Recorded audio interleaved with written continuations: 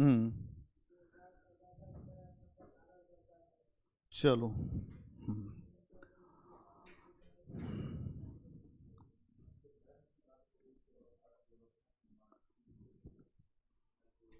सबसे पहले हम लोग पूर्व वैदिक काल पे, पूर्व वैदिक काल का जो समय क्या है वो 1500 बीसी से 1000 बीसी। इस काल में जो समाज कैसा है, तो समाज अगर हम देखें तो कबीले पर आधारित है, कबीले पर आधारित है।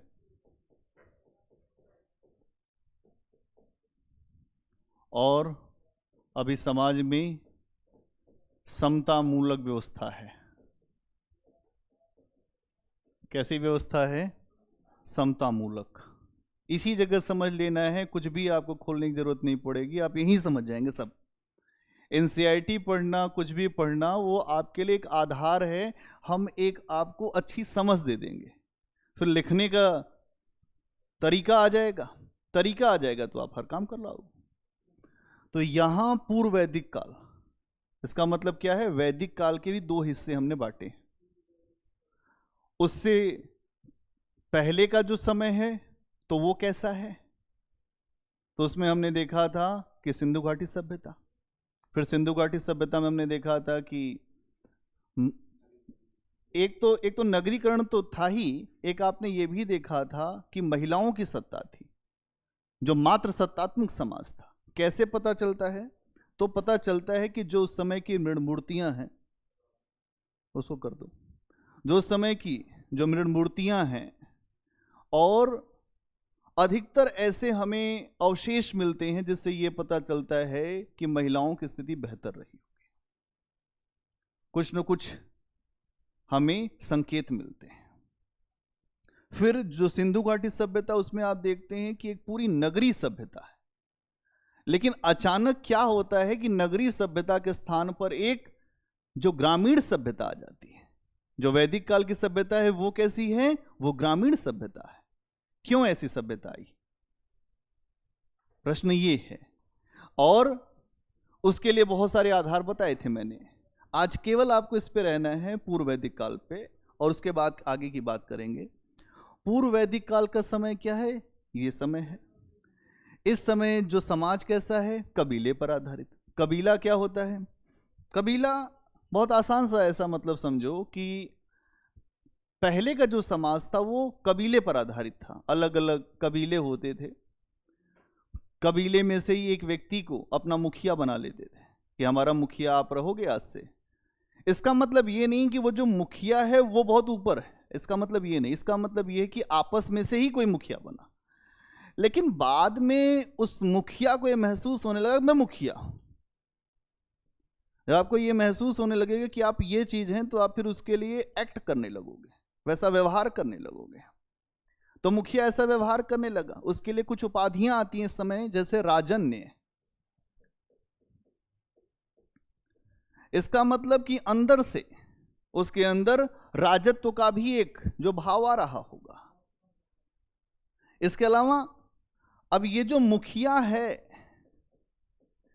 इसका एक मानना यह भी है कि हमारे बाद हमारा ही बेटा मुखिया बने तो क्या बुराई है, हमारा ही बेटा मुखिया बन जाए। तो वंशानुगत, वंशानुगत, वंशानुगत व्यवस्था।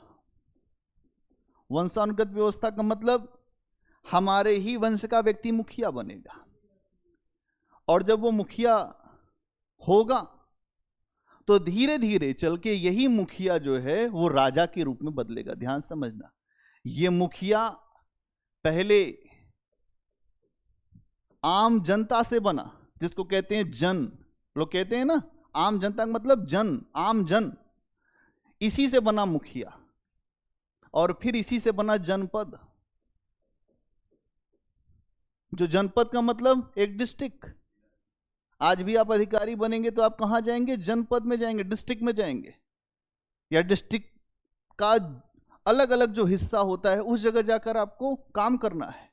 तो फिर इससे क्या बना? जो वो बना जनपद, तो यहां पर फिर बैठेगा राजा, और आगे चलकर महाजनपद। और जो महाजनपद है इसमें भी हमें सूचना मिलती है 16 महाजनपदों की, 16 महाजनपद। और 16 महाजनपदों से भी एक जो सबसे बड़ा निकलेगा उसका नाम है मगध। आगे चल के उस पर भी आएंगे, केवल यहां पे थोड़ा सा आपको हम जो समझाने का प्रयास कर रहे हैं। मगध साम्राज्य, ये जो मगध साम्राज्य होगा ये 16 महाजनपदों को खा जाएगा। तो सबसे पहले आपने देखा कि छोटी व्यवस्था, जन जिसका मुखिया है कबीले का सरदार। कबीले का सरदार की स्थिति क्या है कि वो अभी आरंभिक समय में, जो पूर्व वैदिक काल में, वो अपने आप को राजा महसूस कर रहा है लेकिन है नहीं। लोगों के ऊपर टैक्स की व्यवस्था आरोपित नहीं है।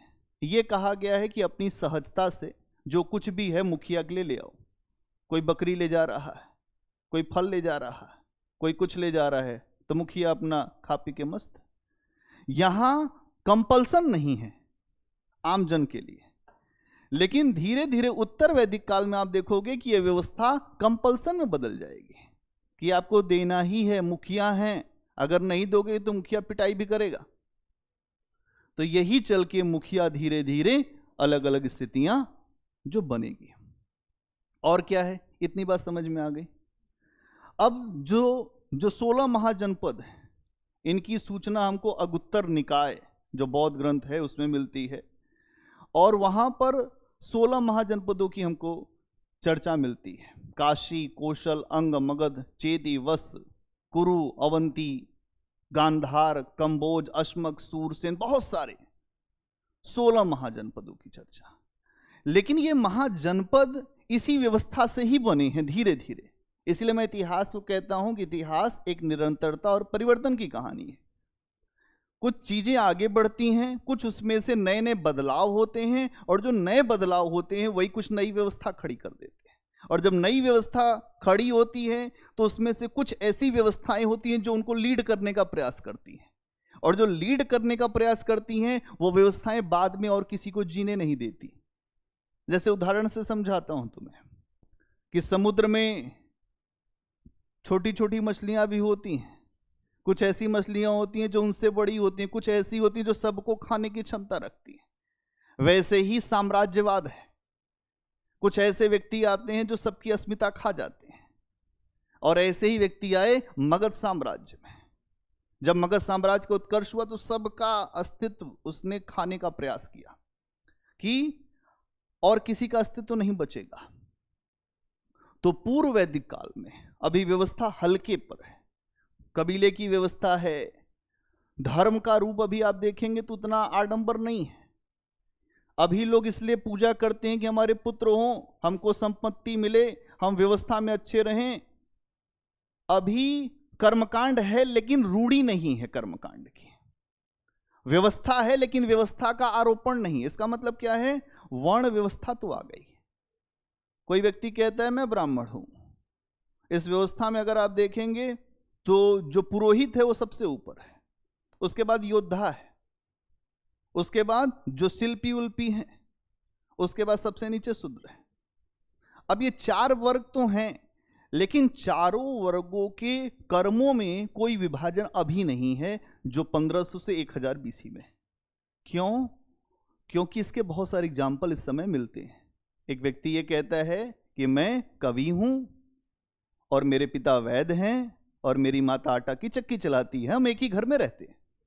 तो वर्ण व्यवस्था का जो कॉन्सेप्ट है ये भारत में बाद में आया। एक व्यक्ति विशेष को अगर कोई जिम्मेदारी दी जाए तो वो ये कहने लगे कि नहीं हम साहब ये हैं। आज ऐसा ही है, लोग अपनी अपनी जो व्यवस्थाओं पर, अपने धर्म पर, अपने वर्ण पर उछलते रहते हैं, मैं तो ये हूं, मैं तो ये हूं। लेकिन अभी इस समय ऐसा कुछ नहीं था। लेकिन बाद में आप देखेंगे कि यही चीज जो मान ली गई कि जो ब्राह्मण है वो सर्वोच्च है, उसके बाद क्षत्रिय है, उसके बाद वैश्य है, उसके बाद शूद्र है, और इसका एक पूरा वर्णन दे दिया गया जो जो पुरुष मंडल में, वो ऋग्वेद के जो 10वें मंडल में जो पुरुष सूक्त है वहां पर आता है कि ब्राह्मण के मुख से, जो ब्रह्म के जो मुख से वो ब्राह्मण जन्मा है, उनकी भुजाओं से क्षत्रिय जन्मा है, उनके उदर से वैश्य जन्मा है और उनके पैरों से शूद्र जन्मा है। यह व्याख्या इसलिए की गई कि लोग अपनी अपनी बात माने। अगर तुम्हें शूद्र कहा गया तो तुम शूद्र बन के रहो, अगर तुम्हें वैश्य कहा गया तो उछलो मत, तुम क्षत्रिय नहीं बन सकते। और अगर तुमने विवाह करने की बात ऊपर नीचे सोची तो तुमको हम इधर उधर कर देंगे। तो विवाह में भी अनुलोम विवाह भी हैं और प्रतिलोम विवाह भी हैं। आगे चल के बताऊंगा आपको क्या है मामला। ऊपर के लोग करें तो कोई गलती नहीं, नीचे के लोग करें तो सारी गलती उनके ऊपर थोप दी गई। ऊपर के लोगों का विवाह अनुलोम विवाह है। अगर ब्राह्मण क्षत्रिय के घर कर ले कोई समस्या नहीं, और क्षत्रिय वैश्य के यहां कर ले कोई दिक्कत नहीं। लेकिन अगर वहां आपको ऐसा सीन आए कि जो पुरुष वो शूद्र हो और महिला वैश्य हो या ब्राह्मण हो या क्षत्रिय हो, उस विवाह के बाद ऐसी स्थिति उत्पन्न कर दी जाएगी कि व्यक्ति नहीं समाज में जी सकता। और ऐसे ही वर्ग से, ऐसे ही विवाह से एक वर्ग बना चांडाल। कहा गया कि इनके जो संतान है उनको समाज में स्वीकृति ही मत दो, इसलिए ऐसे विवाह रुक गए। क्या बात समझ में आ रही है? आप अपने लिए फिर उस, भाई अगर जो नियम आप छोटे लोगों के लिए बना रहे हैं वही नियम अपने लिए भी होना चाहिए। लेकिन यह व्यवस्था का शोषण परक जो रूप है उसके कारण यह सब दिखता है। ठीक, और क्या समझा था आपने?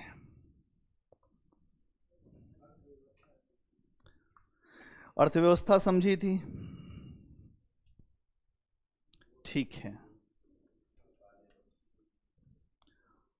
हमने ये बताया था कि इस समय अगर आप देखेंगे तो राजनीतिक जो जीवन कैसा है, ऋग्वेद काल के जो लोग हैं उनका अपना जीवन कैसा है। इस समय हमने देखा कि अभी लोगों का एग्रीकल्चर के ऊपर बहुत ज्यादा जोर नहीं था। लोग अभी पशुपालन पर जोर देते थे। किस पर जोर कर देते थे? पशुपालन पर। लेकिन धीरे धीरे पशुपालन के साथ साथ खेती किसानी पर भी जोर दिया गया इस समय अर्थव्यवस्था को अगर आप देखो तो। और इसने ही राज्य बनने की प्रक्रिया को भी बनाया। अगर राज्य बनेगा तो अधिशेष आना चाहिए। राज्य के पीछे अधिशेष होता है। अगर अधिशेष नहीं है, अधिशेष कैसे आएगा? कि आप उत्पादन कर पाए। अगर उत्पादन होगा, यह है, अगर आप ये मानिए कि जो सबसे नीचे कौन है? किसान है, ठीक है। फिर जो बीच में मान लो कि शिल्पी हैं या वैश्य वर्ग हैं, फिर यहां पर क्षत्रिय है, और सबसे ऊपर कौन है? पुरोहित है या ब्राह्मण है, ठीक।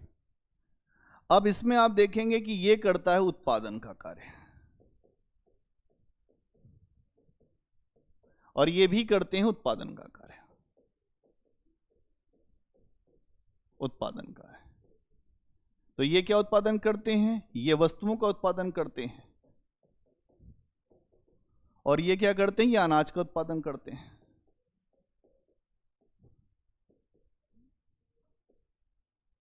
जो व्यवस्थाएं उसी समय बन सकती हैं, उस समय बन सकती हैं जब इनके पास अधिशेष हो। अधिशेष का मतलब खाने के बाद जो बचे, खाने के बाद जो बचता है उसे अधिशेष कहते हैं। खाने के बाद जो कुछ भी बचेगा वो अधिशेष कहलाएगा। तो अनाज का अधिशेष और वस्तुओं का अधिशेष। और जब इसका अधिशेष आएगा तो फिर अर्थव्यवस्था मजबूत होगी। अर्थव्यवस्था मजबूत होगी।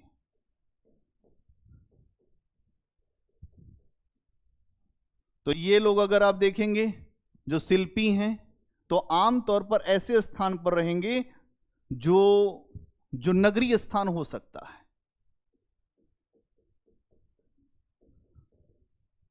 ना, नगरीय स्थान। अब इनको अनाज चाहिए तो ये क्या करेंगे, ये इनको देंगे वस्तु और इनसे लेंगे अनाज, तो इसको होगा वस्तु विनिमय कहेंगे। क्या कहेंगे, वस्तु विनिमय। और इसके बाद की अवस्था क्या है कि जब वस्तु विनिमय होगा तो धीरे धीरे धातुओं की भी बात आएगी, और जब धातुओं की बात आएगी तो मुद्रा भी चलेगी, और जब मुद्रा चलेगी तब चलेगा वास्तव में नगरीकरण, और व्यापार वाणिज्य बढ़ेगा। और जब व्यापार वाणिज्य बढ़ेगा तो इसके भी दो हिस्से, एक आंतरिक व्यापार होगा और एक दूसरा व्यापार होगा बाह्य व्यापार। ये पूरा आपको इकोनॉमी भी मैंने बता दिया, इसी तरह से इकोनॉमी भी चलती है। सिस्टम, हिस्ट्री, इकोनॉमी या ज्योग्राफी, पॉलिटी कुछ अलग नहीं है, सब इंटरलिंक करके पढ़ना पड़ेगा अगर तुमको सेलेक्ट होना है तो। ये बात समझ लो। अगर आपको सिलेक्शन चाहिए तो पहले तो आपको अलग होना पड़ेगा जो भीड़ से। दूसरी बात, आपको यह प्रयास करना पड़ेगा कि इंटरलिंक कैसे हम करें चीजों को, और जो इंटरलिंक कर पाएगा आप मानो कि वही सेलेक्ट होगा। भीड़ में तो कभी भी आप सेलेक्ट हो नहीं सकते, आपकी क्षमताएं ही नहीं निकल पाएंगी। अगर आपकी क्षमताओं को निकालना है, आगे बढ़ना है, तो फिर आपको इसी प्रक्रिया पर आगे बढ़ना होगा। हो गई ये बात? ठीक है।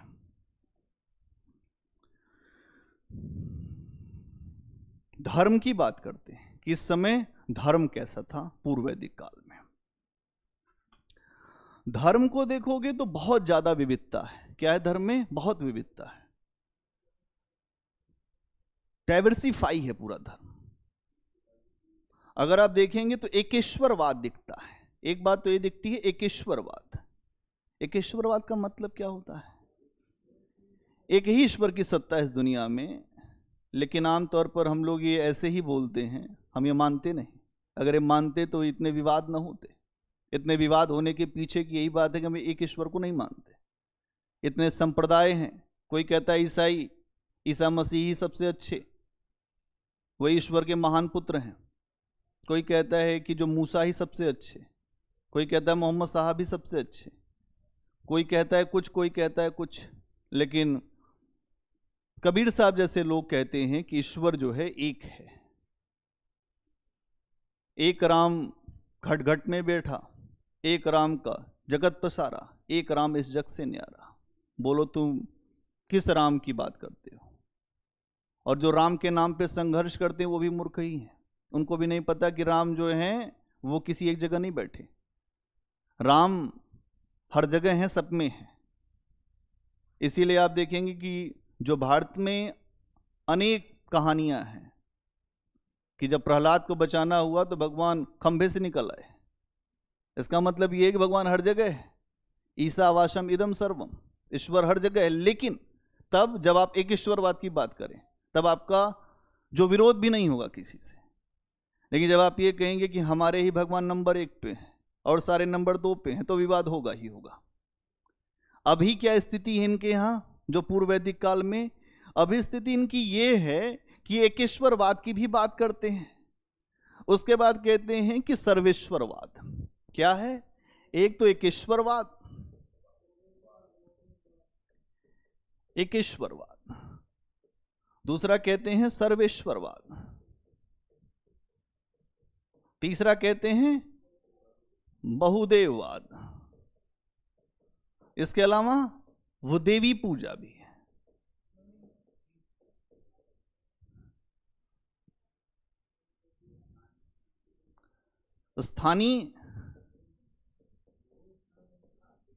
स्थानीय मतलब जो भूस्थानीय, फिर अंतरिक्ष,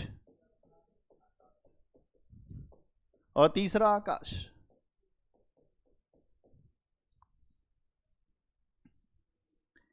अब आप एक बात समझिएगा कि इस समय जो आपको ये रूप दिख रहा है धर्म का, आज भी लगभग यही रूप है। आज भी यही रूप है। कुछ लोग कहते हैं ईश्वर एक है, कुछ कहते हैं कि वो सर्वेश्वर है, वो सबसे महान है, सबसे शक्तिशाली है। हर क्षण उसी के नियंत्रण में चल रहा है, हर क्षण का मालिक वही है। इसका मतलब वो सर्वेश्वर है, सभी ईश्वरों से भी बड़ा ईश्वर है। तो अक्सर आपने जो महाभारत रामायण देखा होगा तो उसमें ईश्वर को ऐसे नहीं दिखाया गया, आकाशवाणी होती ईश्वर की, कोई रूप नहीं दिखाया जाता। कबीर ने भी कहा कि वो ईश्वर का कोई रूप नहीं है, कि लाली देखन मैं गया तो वो भी लाल ही हो गया।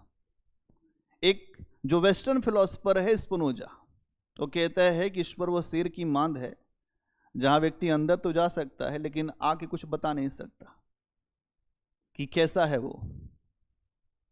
और जो व्यक्ति ये कहता है मैंने ईश्वर को देखा है, वो झूठ बोलता है, उसको कुछ पता नहीं, क्योंकि वो देखने के बाद कुछ बोलने लायक रहता नहीं, वो नहीं बचा रह सकता।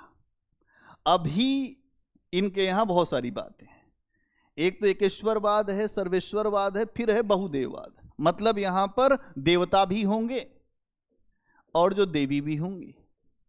आज भी यही दिखाई देते हैं आपको। तो जो देवता होते हैं उसमें भी अलग अलग प्रकार के देवता हैं। अलग अलग प्रकार के देवता, कुछ ऐसे देवता हैं जो केवल आनंद में ही रहना चाहते हैं, जैसे इंद्र, और यहां पर इंद्र की ही सबसे ज्यादा पूजा होती है।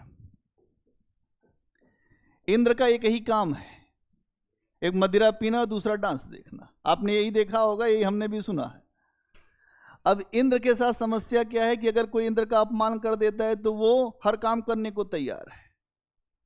इसीलिए इंद्र का अभिमान भी तोड़ा कृष्ण ने बार बार। ये कहा कि भाई ऐसा है कि तुमको हमने नियुक्त किया, तुम वहां पर जो राजा बन के बैठ गया। यहां पर राजा बनने के लिए नहीं आए हो, तुम लोगों के जो सेवक हो। आईएएस बनने वाले लोग सोचते हैं कि हम मालिक हैं, लेकिन ऐसा है नहीं। आप भारतीय नागरिक सेवा में जा रहे हैं, लेकिन कोई जनता की सेवा नहीं करने वाला है, ना तो नेता ना तो अधिकारी। जो नेता भी यही कहता है हम तो आम जनता के सेवक हैं, लेकिन आम जनता उससे मिल नहीं सकती। अब यहां पर भी आप देखिए इंद्र की पूजा। इंद्र के लिए एक शब्द आता है पुरंदर। क्या शब्द आता है? पुरंदर। इसका मतलब क्या होता है? पुरों को जीतने वाला। पुरों को जीतने का मतलब क्या है? किला। तो इस समय के आर्य जो हैं वो ये कहते हैं कि अगर तुमको जो जीत चाहिए तो इंद्र की पूजा करो, और इंद्र की पूजा करोगे तो इंद्र तुमको वो विजेता बना देगा। ठीक है, तो यहां आपको ये भी दिखाई देगी। इंद्र है, अग्नि है। अग्नि की भी चर्चा बड़ी होती है। अग्नि आज भी बहुत महत्वपूर्ण देवता है। अग्नि पे थोड़ी सी चर्चा सुन लो कि अग्नि का क्या रोल है। अग्नि को माना जाता है मध्यस्थ है। अगर तुम ऋग्वेद को जब देखोगे तो इंद्र की स्तुति के लिए 250 सूक्त है, 250 सूक्त है, और अग्नि के लिए 200। अरे वरुण उतना महत्वपूर्ण नहीं है, जिस पे अधिक है उसको समझो। इंद्र सबसे ज्यादा महत्वपूर्ण है, जिसके लिए अधिक मंत्र, इसका मतलब वही ज्यादा शक्तिशाली। किसकी तुम अधिक पूजा करते हो? हनुमान जी की। हनुमान जी इसका मतलब अधिक शक्तिशाली। जिस पर अधिक मंत्र मिलेंगे वही शक्तिशाली होगा। तो इंद्र इस समय सबसे ज्यादा शक्तिशाली। और उसके बाद अग्नि। अग्नि का रोल समझो। अग्नि मध्यस्थ है, मतलब मानव, यहां बैठा है मानव, और यहां बैठा अग्नि, और यहां बैठे हैं देवता, है ना? ये अग्नि है।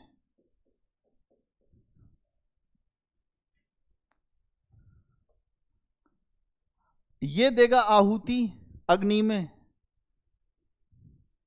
आहुति देगा तो ऊपर से जो देवता बैठे उनको धुआं मिलेगा, वो मस्त हो जाएंगे। कोरी कल्पना नहीं लगती है तुमको? इसीलिए बाद में जब बुद्ध आएंगे तो इसी बात का विरोध करेंगे। ये क्या चल रहा है? उपनिषदों में भी यही बात आएगी कि यज्ञ टूटी फूटी नौका है, इससे कोई पार नहीं हो सकता। लेकिन यहां देखिए क्या खेल चल रहा है। अग्नि को माना गया मध्यस्थ है। जब उसमें हम वो देसी घी डाल देते हैं, अलग अलग प्रकार की जो लकड़ियां उनको डालते हैं, फिर बोलते हैं स्वाहा, वो देवता खुश होते हैं, वाह। और अगर उसमें कोई पूजा में जो विघ्न डाल देता है तो उसको देवता बहुत नाराज हो जाते हैं उससे, ये तुमने इतना गलत काम कर दिया, तुम्हें हम छोड़ेंगे नहीं। लेकिन जो वास्तव में ईश्वर है, एकेश्वर है, जो सर्वेश्वर है, वो कहता है इन सब चीजों की कोई जरूरत नहीं, तुम मुझे जो कुछ भी मन से अर्पण करोगे वो मैं तुम्हारा ले लूंगा।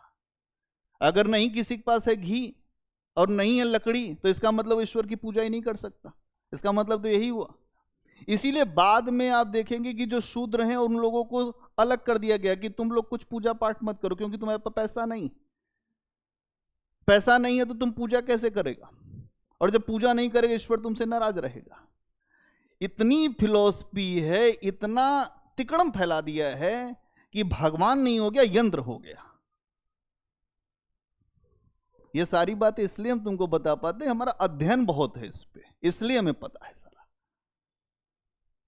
यहां जब आप अग्नि को देखते हैं तो अग्नि को मध्यस्थ माना गया है कि वो शक्ति पहुंचाएगा देवताओं तक, और ये जो लोग बैठकर यहां हवन कर रहे हैं इनके द्वारा देवता शक्तिशाली है। इसीलिए आपने ये सुना होगा कि असुर लोग जो हैं वो यज्ञों का विध्वंस कर देते थे, इसमें खून डाल देते थे, हड्डी फेंक देते थे। तो राम को बुलाया गया, या ये आप जो है हमारा यज्ञ बचाइए। तो कहीं ना कहीं अग्नि का महत्व इसलिए था कि अग्नि से ही बहुत सारी चीजों को ये लोग मांगते थे कि हमें ये मिल जाए, हमें ये मिल जाए, हमें ये मिल जाए। किसी को ईश्वर नहीं प्राप्त करना है, इन सब को अभी केवल इसी दुनिया का भोग प्राप्त करना था, और अग्नि का बड़ा महत्व है। इसके अलावा एक देवता मिलता है वरुण, जो वरुण क्या है, आंधी तूफान, और इसके अलावा इसको माना गया है ऋत का देवता। तो ऋत मतलब क्या होता है, नैतिकता, कि हर चीज अच्छे से चल रही है कि नहीं चल रही है, लोग ठीक से काम कर रहे हैं कि नहीं कर रहे हैं, और नहीं कर रहे हैं तो फिर नियंत्रण करेगा वो, ठीक। और इसके बाद मित्र, तो ये भी एक ऐसे ही है जो सामान्य देवता है। उसके बाद फिर जो देवियों की चर्चा कर लो थोड़ा। इस समय एक बात यह समझना है कि समाज कैसा था, पितृ सत्तात्मक, पितृ सत्तात्मक, पितृ सत्तात्मक जो समाज था, पितृ सत्तात्मक समाज था। किस तरह का समाज था, पितृ सत्तात्मक। और अगर आप देखेंगे कि जो पितृ सत्तात्मक समाज होगा उसमें क्या दिखेगा आपको, इसको ऐसे कर दो, पितृ, पितृ सत्तात्मक, सत्तात्मक, पितृ सत्तात्मक। इसका मतलब क्या है कि समाज में पुरुषों का महत्व ज्यादा होगा, वर्चस्व होगा पुरुषों का, और जिस समाज में पुरुषों का वर्चस्व ज्यादा होगा वहां पर महिलाओं का सम्मान नहीं होगा या कम होगा। भारत के समाज में अगर आप देखेंगे तो महिलाओं का सम्मान रहा है, लेकिन धीरे धीरे आप देखेंगे तो महिलाओं का सम्मान बहुत तेजी से घट गया। क्यों ऐसा हुआ? आपने जो सिंधु घाटी सभ्यता में भी इस बात को महसूस किया था कि महिलाओं का सम्मान बहुत था, वैदिक काल के आरंभिक अवस्था में भी महिलाओं का सम्मान बहुत था। इसका उदाहरण क्या मिलता है? एक तो जो देवियां हैं, उषा, उषा कौन है? ये सुबह, जब सुबह होती है लोग कहते हैं उषा, है ना, उषा। इसके अलावा एक है जिसका नाम है ये निशा। तो आप सब ने सुना होगा कि लोग जो संध्या वंदन करते हैं, आरती दिखाते हैं, उषा, फिर जो निशा, इसके अलावा अदिति।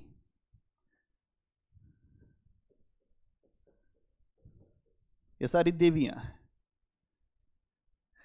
देवियां हैं तो लेकिन शक्तिशाली नहीं है उतने जितने देवता, इसलिए इनकी पूजा भी हल्की ही होगी। लेकिन आगे चल के आप देखेंगे कि इनकी भी पूजा बहुत ज्यादा मजबूती से हुई। जैसे आज के समय आप देखते हैं कि नवरात्र जब आता है तो देवियों की आराधना बहुत तेजी से होती है। क्यों होती है? जो पुरुष है वो भी डरता रहता है कि शक्ति उधर ही है, और अगर जो है अगर हमको आगे बढ़ना है तो हमको भी शक्ति की आराधना करनी पड़ेगी। वास्तव में अगर आप देखो तो शक्ति क्या है? हमारे अंतःकरण में जो हमारे अंदर आत्मा की शक्ति है वही सबसे बड़ी शक्ति है। न वो स्त्री है न वो पुरुष है, तो वही शक्ति सबसे महत्वपूर्ण है। और जो आराधना होती है देवी की, अभी आप देखेंगे इस समय तो बहुत ज्यादा, आगे चल के मैं आपको बताऊंगा कि शैव, वैष्णव और शाक्त 3 प्रकार की व्यवस्थाएं मिलेगी। कौन कौन से? शैव, वैष्णव और शाक्त। शाक्त ये लोग देवी, ये लोग विष्णु और ये लोग शिव। तीनों को देखोगे तो ये आपस में लड़ते हैं। ये कहेंगे कि इस दुनिया में सबसे महान जो हैं वो भगवान शिव हैं, इनसे ऊपर तो कोई दुनिया में है ही नहीं।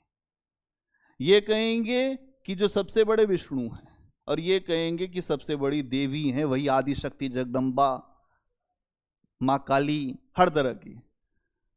अगर आप अपना दिमाग लगाओ तो आप इस बात को समझोगे कि ये जो हैं देवी, ये इनकी पत्नी है, लेकिन ये एक दूसरे के खून के प्यासे हैं, एक दूसरे के खून के प्यासे। भारत में खूब लड़ाइयां हुई हैं। शैव ने कहा अगर तुमने बोल दिया कुछ तो तुम्हारी गर्दन उड़ा देंगे। खूब लड़ाइयां हुई जो अपने अपने अपने संप्रदाय को लेकर कि हमारा संप्रदाय आगे बढ़े।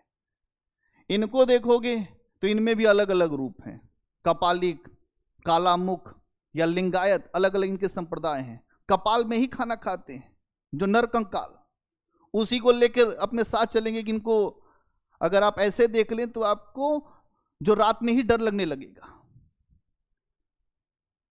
तो समझना पड़ेगा कि ईश्वर को हर व्यक्ति ढूंढ रहा है अलग अलग तरीके से, कोई किसी को कुछ नहीं जानता। इसीलिए कबीर महान बहुत संत हैं, वो हमेशा इस बात को समझाते हैं कि कोई राह नहीं जानता है। अगर कोई राह जान जाता तो आपस में लड़ता ही नहीं। तो राह का रास्ता क्या है? आगे चल के आप देखेंगे तो भारत में हिंदू मुसलमान हो गया कि हिंदू अलग कहता है, मुसलमान अलग कहता है। हिंदू कहता है हमारे राम बड़े हैं, तो मुसलमान कहता है रहमान बड़े हैं। तो कबीर को देखते हैं तो वो क्या कहता है? हिंदू कहता है कि राम हमारा, जो मुसलमान कहत रहमाना, आपस में दो लड़त हैं, मरम को न जाना।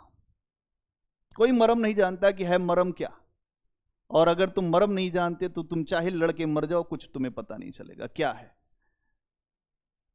तो यहां पर भी आगे चल के आप देखेंगे कि ये सारी चीजें भी दिखेंगी।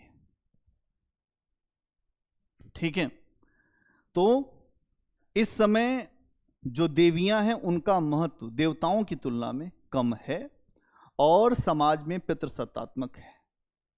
अभी लोग स्तुति पर ज्यादा ध्यान देते हैं कि प्रार्थना करिए, हमारी मनोकामना पूर्ण नहीं होती तो हम हमेशा ईश्वर से प्रार्थना करते हैं, भगवान जी इस बार IAS में हमारा हो जाता या PCS में हो जाता, तुमको 1 किलो लड्डू चढ़ाएंगे। अरे 1 किलो लड्डू उनको आज से नहीं चढ़ा, बहुत दिन से चढ़ रहा है। वो तुम्हारे लड्डू से नहीं तुमको सफल करेंगे। अगर तुमको सफल होना है तो अपने मास्टर के पास जाना पड़ेगा और वहां मेहनत करनी पड़ेगी, तब जाके सफलता मिलेगी। फिर हनुमान जी भी साथ दे देंगे। अब पता चलेगा हनुमान जी पे ही आपने जोर लगा दिया तो हनुमान जी भी कहेंगे तो हमारे से कुछ होगा नहीं, हमारे जमाने में तो संस्कृत चलती थी, अब हिंदी चलती नहीं। खुद भी सोचोगे तो तुमको लॉजिक निकल के आएगा। अभी क्या है ना कि कोई कुछ नहीं सोच रहा है, जिसको जिसने बता दिया कि वो वाले भगवान नंबर 1 पे चल रहे हैं तो वहां निकल गया। तो यहां इस बात को समझना है। तो स्तुति पर बहुत बल था अभी, जो पूर्व वैदिक काल में स्तुति पर बल है। और जो यज्ञ भी होते थे लेकिन उन पर बहुत ज्यादा जो प्रयोग हो रहा था, मतलब अभी फोकस नहीं था यज्ञों पे, उतना हो रहे थे लेकिन ये नहीं कि यज्ञ ही करना है, ये नहीं था। इसके अलावा कर्मकांड अभी नहीं दिखाई देता। कर्मकांड क्या होता है? कर्मकांड का मतलब ये होता है कि हम जब तक ये नहीं करेंगे तब तक ये नहीं करेंगे। लोग सुबह उठते हैं, आमतौर पे आप सब देखते होंगे, उठते हैं सुबह तो कुछ लोग कहते हैं कि हम जब तक नहाएंगे नहीं तब तक एक बूंद पानी नहीं पी सकते। कर्मकांड धीरे धीरे अपने तक तो आपका ठीक है, लेकिन जब आपने अपने साथ और लोगों को जोड़ दिया, खाना तब तक नहीं बनेगा जब तक हम नहीं कुछ करेंगे, तो फिर क्या हो जाएगा? ये कर्मकांड के रूप में धीरे धीरे जो बदलने लगेगा। आज फूल नहीं है, आज हम पूजा ही नहीं करेंगे। आज ये नहीं हुआ तो आज हम ये नहीं करेंगे। और उसके बाद फिर आता है कि आज से हम जो है वो जो बलि चढ़ाएंगे जानवर की। धीरे धीरे धीरे धीरे धीरे धीरे कर्मकांड में जो जानवर की बलि, फिर इंसान के बच्चे की बलि, फिर हर तरह से आदमी का जो दिमाग है ना, वो बहुत सारी चीजें कहता है। लेकिन कर्मकांड एक ऐसी व्यवस्था है जिससे ईश्वर का कुछ लेना देना नहीं। अगर आप ये सोचिए कि लोग कहते हैं हम स्नान करने जाएंगे तो हम मुक्त हो जाएंगे पाप से, लेकिन अगर आप देखते होंगे कि उसमें जो नदी में हमेशा मछली रहती है, वो कभी मुक्त नहीं हो पा रही। उल्टे उसके ऊपर उल्टा ही दाव पड़ रहा, लोग उसको खा जा रहे हैं। तो कैसे मुक्ति मिलेगी? जो नहाने धोने से। तो यहां इस बात को समझना पड़ेगा कि अभी समाज में कर्मकांड नहीं है, यज्ञ आहुति देना, ये करना वो करना अभी नहीं है, लेकिन उत्तर वैदिक काल में बहुत ज्यादा होगा। अभी कर्मकांड है लेकिन बहुत ज्यादा प्रभावी नहीं है। बहुत ज्यादा बल होता था प्रार्थना करने पर। अब आप सोचिए कि आपने बहुत सारी कहानियां सुनी होंगी कि ईश्वर को आपकी जो प्रार्थनाओं से मतलब है। जब द्रौपदी ने जब भगवान कृष्ण को बुलाया होगा तो कोई जो यज्ञ तो नहीं किया, मन से ही बुलाया और कृष्ण आ भी गए। तो व्यक्ति जब अपने अंतःकरण से ईश्वर को मानता है, समझता है, प्रेम करता है, तो फिर उसका जो हृदय होता है वो बाहरी दुनिया में नहीं होता। और जब आप केवल बाहर पूजा करते हैं और अंदर आपके कुछ भी नहीं है, तो आप अंदर से कुछ भी नहीं है, अंदर से खाली हैं। लेकिन जो बाहर से ये दिखा रहे कि मैं हर चीज मानता हूं, अधिकतर लोग दुनिया में ऐसे ही हैं, अधिकतर लोग ऐसे ही हैं। तो यहां आपको यह समझना पड़ेगा कि ईश्वर के लिए कर्मकांड की जरूरत नहीं है, और अभी यहां पर कर्मकांड भी नहीं है। तो पूर्व वैदिक काल पूरा समझ में आया क्या क्या है? पूर्व वैदिक काल में और भी चीजें मैंने जो लिखवाई हैं उनको देख लेना। उत्तर वैदिक काल पे हम थोड़ा चलेंगे और इसको समझने का प्रयास करेंगे।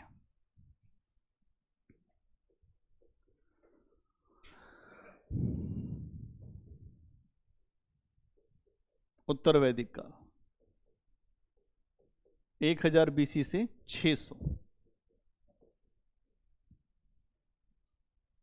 1000 बीसी से 600 बीसी का काल जो है वो उत्तर वैदिक काल है। क्या क्या देखेंगे यहां हम? तो सबसे पहले तो हम ये समझने का प्रयास करेंगे कि इस काल को जो समझने के लिए हमारे पास स्रोत क्या है। फिर देखेंगे कि इनका जो निवास स्थान कहां रहा,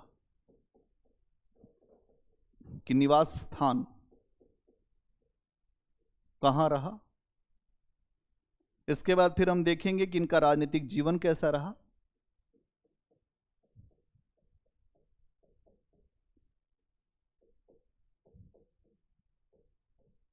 फिर हम देखेंगे इनका आर्थिक जीवन,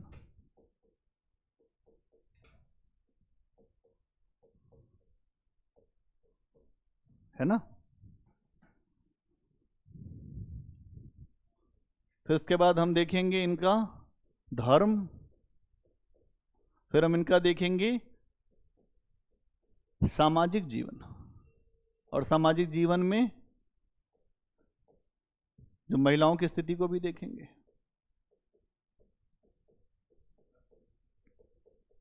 आर्थिक जीवन है ना। अच्छा, एक चीज समझना कि जो पूर्व वैदिक काल है वहां पे भले ही समाज में पितृसत्तात्मक व्यवस्था है, लेकिन जो महिलाओं की स्थिति बहुत अच्छी थी। इसके पहले हमने चर्चा की थी। कैसे स्थिति अच्छी थी? क्योंकि ऋग्वेद के बहुत सारे जो मंत्र थे उनकी रचना उस समय की स्त्रियों ने किया था, जैसे अपाला, घोषा, लोपामुद्रा, ठीक है, जो विश्ववारा, ये सारी ऐसी महिलाएं थी जो पूर्व वैदिक काल में वो ऋग्वैदिक मंत्रों की रचना कर रहे हैं। इसका मतलब समाज में महिलाओं को पुरुषों के समान अधिकार मिलता था पढ़ने लिखने का। इसके अलावा एक चीज और भी आपको समझ में आई कि महिलाएं यज्ञ में भी पुरुषों के साथ भाग लेती थी, बराबरी में। क्या करती थी? वो बराबरी में भाग लेती थी पुरुषों के साथ। इसके अलावा उस समय की एक व्यवस्था थी सभा और समिति, इसमें महिलाएं भी भाग लेती थी और यहां पर अपने सुझाव देती थी। इनके विवाह, इनका जो विवाह होता था वो भी शिक्षा के बाद होता था। और ये सारी बातें इस बात का हमें आभास दे रही हैं कि पूर्व वैदिक काल में महिलाओं की स्थिति बहुत अच्छी थी, है ना। पितृसत्तात्मक समाज तो था, लेकिन अभी जो पिता था उसने अपने घर में बहुत ज्यादा अलगाव नहीं किया था, जो लड़की है या जो लड़का है। और आज के समय में भी आप यही देखेंगे, पिता अब इसी बात को सोच रहा है कि वो लड़की को ज्यादा पढ़ाए कि वो लड़के को ज्यादा पढ़ाए। और अभी आप देखेंगे कि अगर आपने एक समान प्रयास किया जो लड़की और लड़के पर एक समान, तो लड़की आगे निकल जाएगी। यह स्थिति है। क्यों? क्योंकि अवसर नहीं मिलता। कभी अवसर नहीं मिलेगा तो लोग आगे नहीं बढ़ेंगे। अक्सर मैं इस बात को देखता भी हूं, मेरे पास भी बहुत सारी बातें आती हैं। एक असुरक्षा की भावना है, एक अविश्वास का अप्रोच है कि नहीं, लड़की है, इसको भेजेंगे तो ये हो जाएगा, ये हो जाएगा। तो लड़के को लेकर फिर क्यों नहीं है भाई? अगर ये भावना नहीं बदलेगी तो फिर तो बहुत दिक्कत है। हम तो ये कहते हैं हमारे बच्चे हैं दो, हम अभी ही इस बात को आपके सामने रख रहे हैं, ऐसे भी रख चुके हैं पहले भी और क्लासेस में भी। आधी आधी संपत्ति वैसे भी हम देके जाएंगे। जो बेटी है उसके पास भी उतनी रहेगी और वो जो बेटा है उसके पास भी उतनी रहेगी, चाहे वो जितना अर्जित कर ले या वो कर ले, उससे कोई लेना देना नहीं हमें। क्यों? क्योंकि आर्थिक सक्षमता ही व्यक्ति को आगे बढ़ने का अवसर देती है। लेकिन अभी हम लोग जिस पीढ़ी में हैं उसमें आप ये बात कहेंगे तो लोग लड़ जाएंगे। जो भाई वो खुद ही लड़ जाए, कहे तुम्हारा क्या है यहां, तुम क्यों यहां पे आई, जब तुम्हारी शादी हो जाएगी तो तुम वहां निकल जाना। ये मामला नहीं है। मामला ये है कि सक्षम कैसे बनेगा व्यक्ति। क्यों शोषण होता लड़कियों का? क्योंकि उनके पास कोई विकल्प ही नहीं दिया जाता। और लड़कियां जब अधिकारी बनती हैं तो फिर वो जो पुरुषवादी समाज में फिर जब अपनी बात रखती हैं तो पुरुषों को बहुत बुरा लगता है। ये तो देखिए बहुत बताती है। लेकिन ये आवश्यक है, होना चाहिए। और यहां पर अभी जो पूर्व वैदिक काल है वहां पर स्थितियां अच्छी हैं। और अगर आत्मनिर्भर बनना है तो अवसर लेना पड़ेगा। अवसर लेकर अपनी सक्षमता को साबित करना पड़ेगा कि हम सक्षम हैं, हम करके दिखा सकते हैं।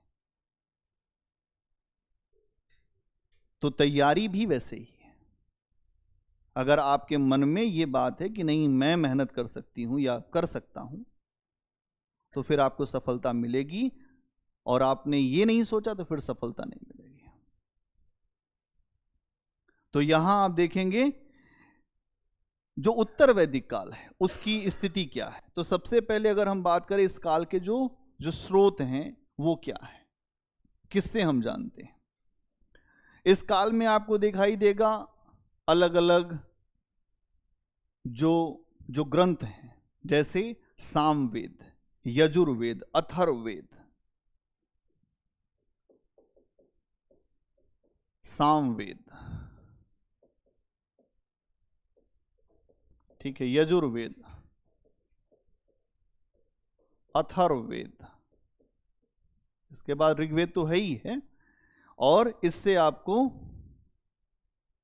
इनके बारे में जानकारी मिलेगी। इसके बाद और क्या मिलेगा? जो ब्राह्मण ग्रंथ भी मिलेंगे आपको। फिर आरण्यक। एक एक चीज को समझाऊंगा, पहले यहां पर जो नोट कर लो, आरण्यक। और फिर आपको इसी जगह उपनिषद भी दिखाई देंगे। उपनिषद, ये इतनी चीजें आपको इस समय दिख रही हैं।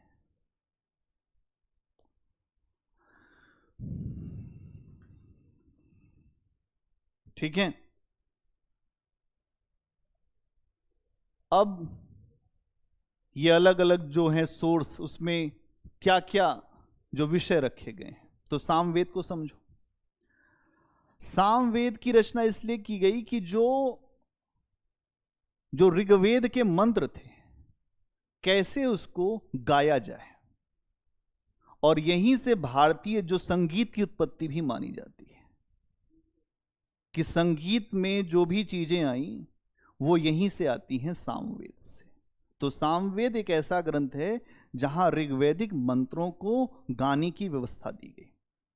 और आप देखेंगे इसमें आलाप, आलाप क्या होता है? लोग आलाप लेते हैं, सा, ये आलाप होता है।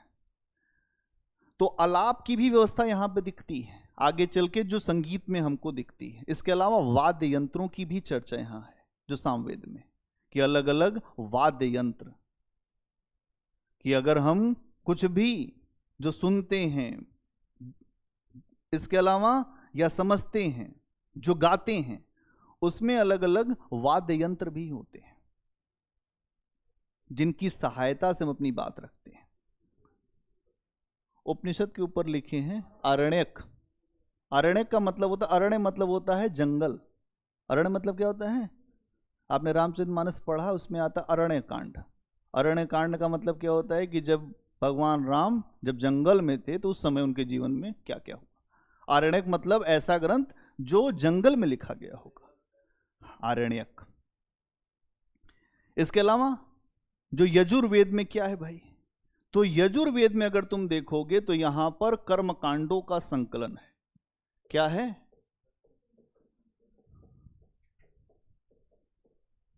इसका मतलब कि ये वाला कर्मकांड कैसे किया जाएगा, ये वाला कर्मकांड कैसे किया जाएगा।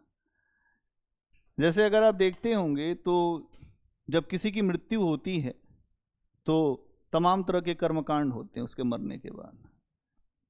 ऐसी चीजें करवाई जाती हैं जो आपको नहीं पता है, फिर भी आप करते हैं। तो मुंडन भी कराते हैं लोग, फिर उसके नाम पर जो भोज भी देते हैं। फिर जो उसकी मृत्यु हो गई, जो उसको है पसंद, वो भी उसके मुंह में डाल देते हैं कि इनको लड्डू बहुत पसंद था, पूरा मुंह लड्डू से भर दो। जब तक वो जी रहे थे तब तक लड्डू खिलाए नहीं, अब मरने के बाद लड्डू खूब भरते हैं लोग। खूब देखा है, मैंने भी देखा है उसको।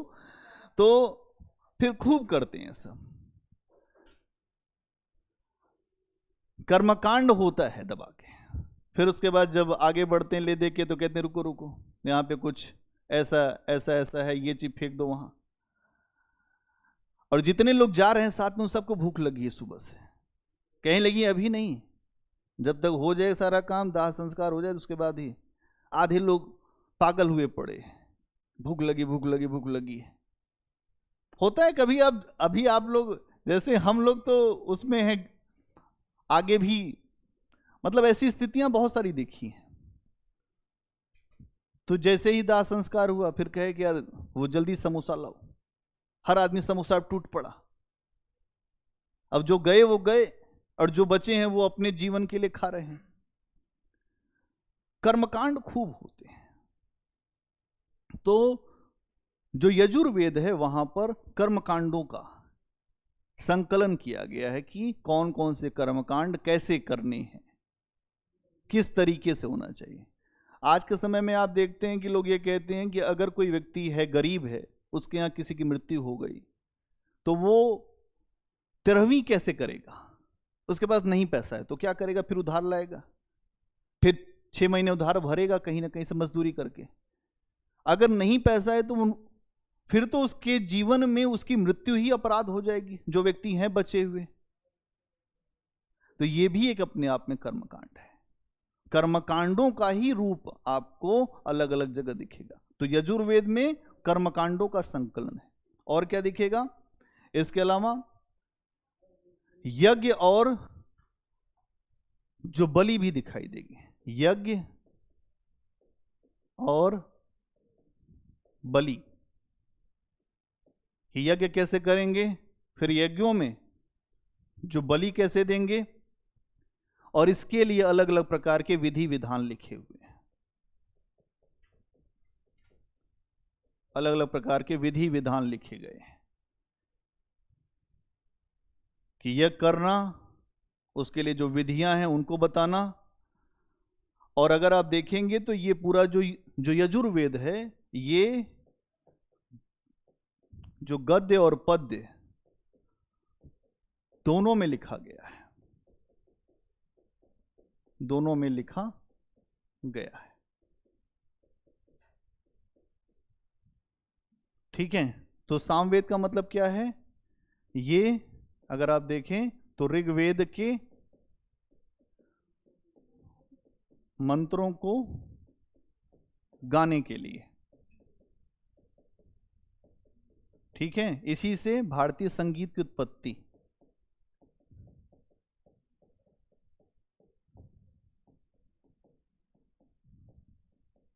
इसी से भारतीय संगीत की उत्पत्ति भी है।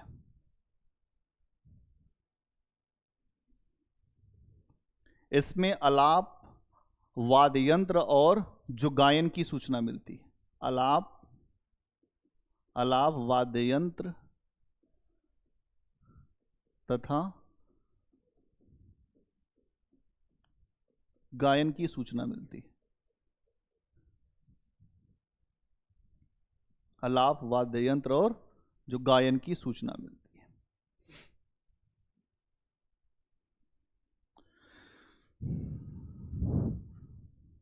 ठीक है, तो यजुर्वेद के भी वो 2 हिस्से हैं, एक तो शुक्ल यजुर्वेद और एक जो कृष्ण यजुर्वेद।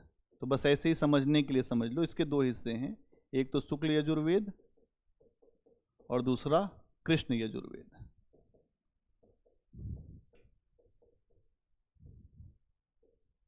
शुक्ल एंड कृष्ण यजुर्वेद,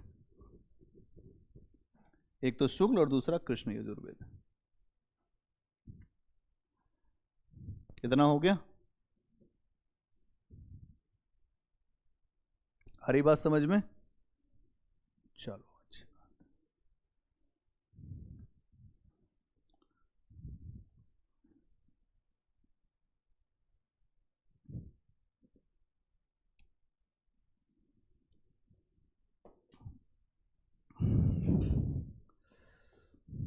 अब अथर्ववेद। अथर्ववेद में क्या है भाई? अथर्ववेद में अगर आप देखेंगे तो अथर्ववेद बेसिकली आम जनता के जो विषय हैं उनको दिखाया गया है, आम जनता से संबंधित है, कि आम जनता के जीवन में क्या चल रहा था। इसमें क्या क्या मिलेगा?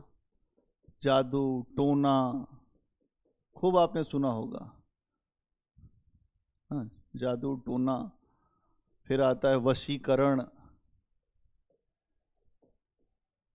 तंत्र, मंत्र, ताबीज,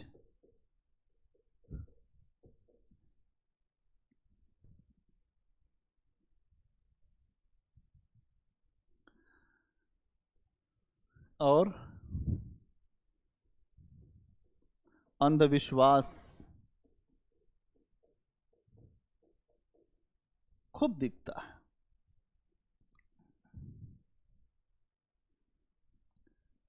इसके अलावा इसमें यह भी मिलेगा कि अलग अलग आपको जो रोग हो जाएं तो उपचार क्या है, अलग अलग रोगों का उपचार।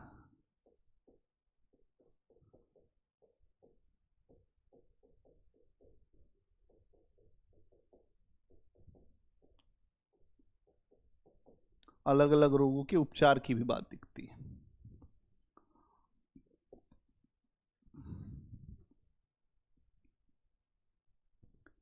इसका मतलब यहीं से जो भारतीय जो चिकित्सा शास्त्र है उसकी उत्पत्ति मानी जाती है।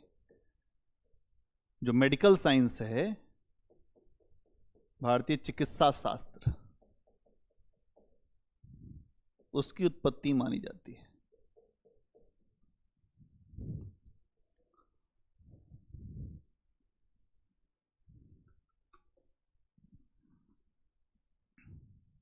अब अथर्ववेद के बारे में समझो क्या क्या है इसमें। आम लोगों के जीवन में क्या चल रहा था उत्तर वैदिक काल में? आम लोगों के जीवन में तंत्र मंत्र चल रहा था। तंत्र मंत्र क्या होता है? लोग कहते हैं कि ये वाला मंत्र ऐसा है, इसका इतनी बार तुम जाप करो, ये ऐसा हो जाएगा, और इस तरीके से चीजें हो जाएंगी। अंधविश्वास, अंधविश्वास वहीं होता है जहाँ शिक्षा होती है, और शिक्षा जहाँ होती है वहाँ पे बहुत सारे काम होते हैं। आपने गांव में देखा होगा कि अलग अलग मान्यताएं हैं। कुछ लोग कहते हैं वो तो डायन है, कुछ लोग कहते हैं उनके ऊपर तो देवी आती हैं, आवाज़ बदल देती हैं। कुछ लोग कहते हैं कि ये वाला मंत्र करने से ये हो जाता है। कुछ लोग कहते हैं कि अक्सर जब भी हम उधर से निकलते हैं तो हमको बुखार हो जाता है, तो इसके लिए फिर क्या रास्ता है? तो कुछ वहाँ पे ऐसे लोग होते हैं जो कहते हैं हमारे पास रास्ता है, हम जानते हैं। लोग वहाँ पर जो पहुँचते हैं और फिर वहाँ पर वही उपक्रम शुरू होता है कि एक झाड़ू दो झाड़ू मारते हैं भी हैं लोग। ये अंधविश्वास है, खूब जगह दिखेगा आपको। बहुत सारे ऐसे स्थान भी हैं जहाँ पर ये सारी चीज़ें होती हैं। जो वशीकरण की बात होती है कि कोई किसी के जो शरीर को वश में कर लेता है। अब भगवान जाने कितना सही कितना गलत, लेकिन अब होता होगा, कुछ ना कुछ तो जरूरी होगा। तो वशीकरण की बात आती है। अब ये जो सारी चीजें हैं इनकी जानकारी अथर्ववेद में मिलती है। इसका मतलब ये है कि आम जनता में इन सारी चीजों का प्रचलन था, और आज भी आप एकदम रूरल बैकग्राउंड में जाएं तो वहां ये सारी चीजें मिलेंगी। अगर किसी की तबीयत खराब होती है तो कहते हैं कि डॉक्टर के पास मत ले जाओ, वो वाले जो हकीम वहां बैठते हैं उनके पास ले जाओ, वो झाड़ फूक कर देंगे, वो ठीक हो जाएगी या ठीक हो जाएगा। अब भगवान जाने कौन सा झाड़ फूक होता है वहां, लेकिन होता होगा कुछ ना कुछ। लेकिन ये सब चीजें क्या है? अंधविश्वास। फिर वहां जाएंगे तो बाबा ताबीज दे देगा, ताबीज बांध दिया, फिर आदमी अपने आप को जो सबसे बड़ा बादशाह मानने लगता है कि अब कोई कुछ नहीं हो सकता। तो ऐसे ऐसे नजर बट्टू हैं कि फिर भी वो ताबीज के ऊपर भी नजर उनकी आ जाती है। तो यहां ये सारी चीजें समाज में हैं, और आज भी आप इन सारी चीजों को वैसे भी देखते रहते हो, और इसी का फायदा वो लोग उठाते हैं। आपकी इच्छा है, लोग कहते हैं हम तो नहीं जाना चाहते थे, चले गए। अरे बिना इच्छा के कोई कहीं नहीं जाता है। तमाम ऐसे स्थान हैं जहां पे लोग अलग अलग आवाज निकालते हैं। अब आवाज निकालते हैं, अब उसका इलाज भी संभव है, लेकिन इसका मतलब ये भी है कि कुछ न कुछ ऐसी जो शक्तियां होंगी, कुछ ऐसी बातें जरूर होंगी, और उन्हीं बातों से डर कर तंत्र मंत्र, ये सारी साधनाएं, ये सारी विद्याएं चली होंगी समाज में, और जिनका असर लोगों के जीवन पे रहा होगा, और लोग इससे बचने के लिए अपने अपने उपाय करते रहे होंगे, और ये उपाय ही इस समय दिखते हैं। ठीक अथर्ववेद में ये बात है। इसके अलावा ब्राह्मण ग्रंथ, इसके अलावा क्या है? ब्राह्मण ग्रंथ।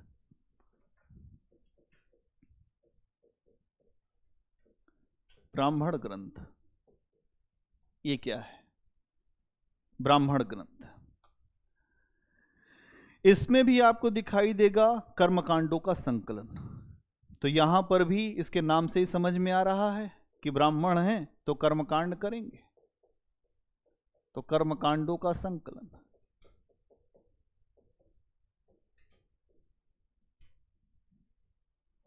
लोग कहते हैं उनका पैर छूने से आशीर्वाद मिल जाता है। नहीं, कि अगर कोई ब्राह्मण गुजर जाए तो उसका आशीर्वाद ले लेना चाहिए, लेकिन इसमें एक बात यह भी है कि उसका अंतःकरण भी शुद्ध होना चाहिए, तब आशीर्वाद लें तो फायदा है। और अगर उसके अंदर कुछ और चल रहा है, वो बाहर से आशीर्वाद दिए पड़ा है, तो कोई मतलब नहीं। कौन आशीर्वाद लेने जाएगा? और जो आशीर्वाद लेने जाएगा वो खुद ही फंस जाएगा। ये भ्रमित करते हैं, अलग अलग बातें बता देंगे कि आपके ऊपर ये दशा चल रही है, इसके लिए आपको 21 दिन यहाँ मंदिर आना होगा, हरी गाय को ढूंढिए, काली गाय ढूंढिए, उसको हरा चारा खिलाइए, तमाम तरह की बातें उलझा देंगे। देखो ये सारी बातें मुझे आई हैं सामने, इसलिए मैं सब बातें बताता हूं तुम लोग को। किसी ने पूछा समय ठीक नहीं चल रहा है तो उनको भेज दीजिए, तो ये वाला काम हो जाता है। तो हम कहे तुम अपना काम क्यों नहीं सही करते पहले? भाई अगर आप इतना ही बड़े जो स्थित प्रज्ञ व्यक्ति हैं, महान व्यक्ति हैं, तो अपना ही सही करिए। आप यहां छोड़ के और जगह चले जाइए। जब भगवान राम अपना समय नहीं रोक पाए, जब आया समय खराब, कठिन समय आया, तो वो नहीं रोक पाए, तो हम क्यों रोके? और हम नहीं रोके तो फिर हम क्यों किसी के पास जाएं? अनावश्यक फंसा देंगे आपको। जो शनिदेव से इतना डर है, कई लीटर तेल बहा दे रहे हैं लोग शनिवार को। पीपल का पेड़ नहीं मिल रहा है तो ढूंढ ढूंढ के पीपल पेड़ पकड़ रहे हैं। इतना धागा बांध दिया कि वो पेड़ भी अपने आप में सोच रहा होगा कि बताओ इतना धागा मुझको क्यों बांधते हैं लोग। न्याय तो इसलिए होगा कि आप अच्छा करोगे तो न्याय होगा ही आपके साथ। न शनि कुछ कर पाएंगे, न मंगल कुछ कर पाएंगे, न बुध कर पाएंगे। करना खुद ही को है और जो मरना भी खुद ही को है। इसलिए अपने द्वारा किया गया कर्म ही आपको अच्छी स्थिति में लाएगा। इसीलिए एक बहुत अच्छा पद है कि जो देगा राहे हक में वो निवाला काम आएगा। जो तू अच्छा करेगा वही तेरे पास आएगा। अच्छा कुछ नहीं, एक दिन शनिवार को अच्छा कर दिए या मंगल को अच्छा कर दिए, कहें यार बार बार मंदिर जा रहे लेकिन कुछ हो नहीं रहा है। तेल भी चढ़ा दिया, इतना 1 लीटर तेल अभी जो पिछले बार बाबा को दिया था वो खुद ही ले लिए, अब ले लिए, खुश चल रहे हैं वो कहें ऐसे लोग ज्यादा बने रहे, कहें सही चल रहा है, तुम लगातार कर रहे हो इसलिए अच्छा चल रहा है। अब इसी तरह की ये सारी भावनाएं जो है उद्वेलित करते रहते हैं हमारे अंदर। तो क्या है यहां पर? कर्मकांडों का संकलन है। इसके अलावा उस समय के जो लोग थे उनके सामाजिक जीवन, आर्थिक जीवन और उनके राजनीतिक जीवन की भी जानकारी यहां से मिलती है। जो इस समय के आर्य थे उनके एक तो सामाजिक जीवन, आर्थिक जीवन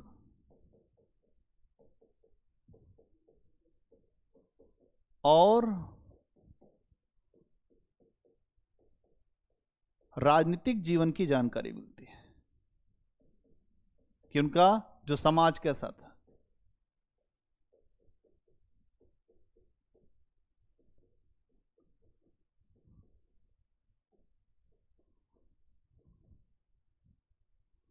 उनकी जानकारी मिलती है।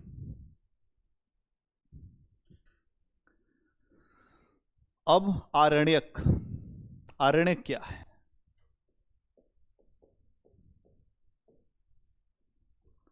तो अरण्य मतलब क्या होता है? वन। क्या होता है? जंगल या वन। तो ऐसे ग्रंथ जो जंगल में लिखे जाएंगे, तो जंगल में कैसे ग्रंथ लिखे जाएंगे? अनुमान करो। जंगल में ऐसे ग्रंथ लिखे जाएंगे जहां पर अच्छे विचार होंगे, चिंतन होंगे। जब व्यक्ति एकांत में बैठता है तो अच्छे अच्छे चिंतन करता है, और अच्छे चिंतन करता है तो वो ये ढूंढता है कि ईश्वर ने वास्तव में दुनिया क्यों बनाई होगी। इसीलिए अधिकतर ज्ञान जो लोगों को हुआ वो हुआ जंगल में। जो अगर आप देखें, चाहे वो महावीर स्वामी हो या बुद्ध हो, ये सब के सब जंगल में बैठे थे, एकांत में। एकांत में बैठकर इन्होंने बहुत सारी अपने जो मन को रोका था। तो सबसे दुष्ट कौन है? मन। अच्छा और बुरा ये हमारे सामने रखता है। अच्छा इतना इतना रख देगा कि उतनी अच्छाई हो नहीं पाती, और बुरा इतना रख देगा कि उतनी बुराई भी नहीं हो पाती। तो अच्छा व्यक्ति कौन है? जो इसमें संतुलन साध ले। क्या साध ले? अगर संतुलन नहीं साध पाए तो ये मन आपको कहीं का नहीं छोड़ेगा। मन इतना खतरनाक है। मन ने ही पूरी दुनिया को भरमा रखा है। मैंने इसके पहले भी आप लोग को बता रखा है कि सब कुछ यहीं पे है, अच्छा और बुरा। अगर आप देखेंगे तो इसमें वेदों का रहस्य और चिंतन मिलता है। वेदों का रहस्य,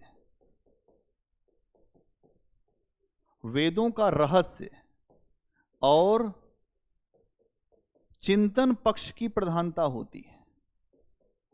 तो यहां पे इसका मतलब क्या होगा कि कर्मकांड नहीं है, कर्मकांड नहीं, वेदों पर सोचा गया कि ये चीज वेद में क्यों लिखा गया है। अगर वेद में ईश्वर के बारे में लिखा गया है कि ईश्वर सर्वव्यापक है, इसका मतलब हर जगह होगा। और जब आप ये सोचते हैं कि एक ही देवता में है तो आप लगते हैं वहां यज्ञ करते हैं। करते नहीं करते? आप सोचिए कि देवियों के नाम पर कितनी हत्या हो रही मंदिरों में आज भी। कि ये वाली देवी मांस खाती है, ये वाले देवता ये जो मदिरा भी पी लेते हैं, तो भैरव को मदिरा चढ़ा दे रहे हैं लोग और फिर खुद ही पी रहे हैं। और साथ में कोई उनकी पत्नी गई तो उसको समझाए ये तो प्रसाद है, इसको पीना होगा। फिर वहां पे उसका भी दिमाग इधर उधर हो गया, उसने कहा अच्छा एक ढक्कन मैं भी ले लेती हूं, जब प्रसाद ही है। तो आप ये समझिए कि इस तरीके से ये जो व्यवस्था फैलाई गई है कि हर जगह काम चलता रहे। और इसके पहले आप देखिए तो जो देवी के मंदिर में एक निरीह जानवर की बलि दे रहे हो, जो बकरे की बलि, इसकी बलि उसकी बलि, पूरे मंदिर में खून ही खून फैला दिया। अब फिर कहते हैं वो देवी खुश होती है, इसके बाद ही शक्ति देती है। अगर वो देवी पार्वती ही है तो फिर ऐसा तो कहीं वर्णन आता ही नहीं कि पार्वती किसी की हत्या लेती है।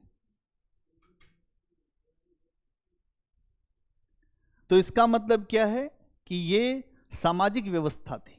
अभी भी लोगों ने, अगर आपको कोई ये बताए कि यहां पे ये चीज, वो कर्मकांड है केवल। अपने मांस खाने के लिए तुम जो देवी का नाम ले रहे हो, कौन खा रहा है मांस? वो देवी खाती है। उससे जो आम, जो भोला भाला, जो नागरिक है, जो लोग हैं, उनको आपने समझा दिया कि अपना काला बकरा लाके दे देना, वो देवी को पसंद है। काले बकरे की ही देवी आहुति लेती है। उसके बाद फिर शाम को आप वही बना के खा गए पंडित जी, तो हो गया वहां पे देवी की आराधना। यही तो चलता है। अब ये समस्या है। लेकिन अब इससे जब जब दूर होंगे तो क्या होगा? तब आप जाएंगे वेदों का रहस्य, क्या क्या है लिखा है, क्या हम समझें, गूढ़ चिंतन की बात करेंगे। जो गूढ़ चिंतन है अपने आप को जानना कि मैं कैसे बना, मेरे भीतर क्या है। अगर सबने ये कहा है कि ईश्वर हमारे भीतर रहता है तो हमें क्यों नहीं दिखता? इस चीज को ढूंढने का प्रयास होता है जंगलों में। इसीलिए ये ग्रंथ लिखे गए जंगलों के अंदर, इसीलिए इनका नाम पड़ा आरण्यक। ठीक है। इसके बाद आरण्यक का अगला चरण है उपनिषद। ये हो गया।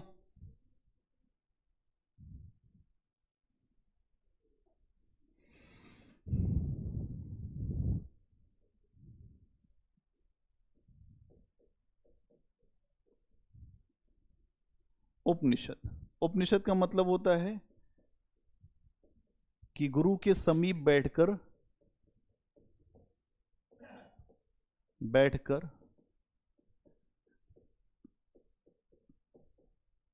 ज्ञान प्राप्त करना।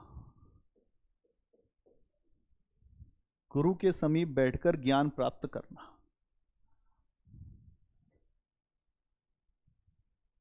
कि आप गुरु के समीप बैठे और वहां पर ज्ञान प्राप्त करने का प्रयास करें।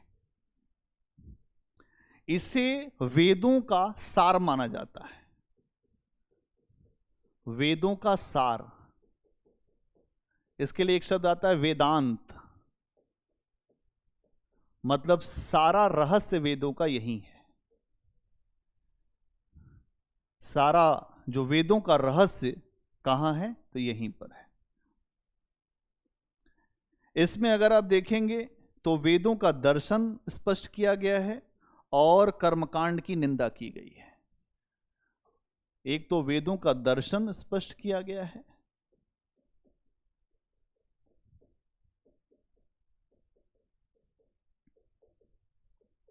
दूसरी चीज कर्मकांड की निंदा की गई है।